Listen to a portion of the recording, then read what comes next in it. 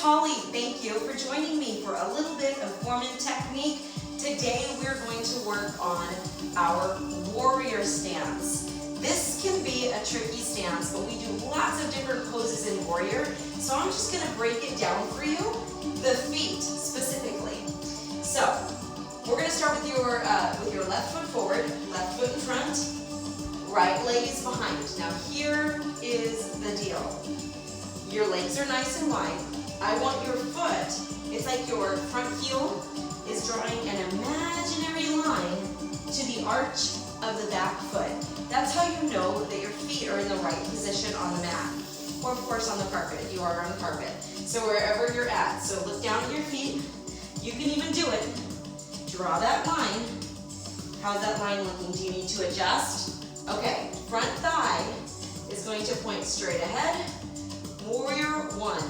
In Warrior one, the journey, the ultimate goal is for your shoulders and your hips to be squared to the side of the room. Obviously, we are built in a way that our hip would naturally be open somewhat to the side, but we are really working to try to wrap that hip forward without lifting that back heel.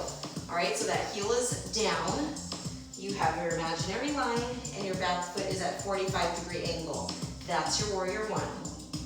Warrior two, you will open to the side, your shoulders directly on top of those hips. Very common thing that we see is one of these, where you're really leaning forward and really depending on the strength of that front leg. So you have to adjust. Ask yourself constantly, are my shoulders right on top of my hips? My back nice and straight. Very, very good. Quick check the feet.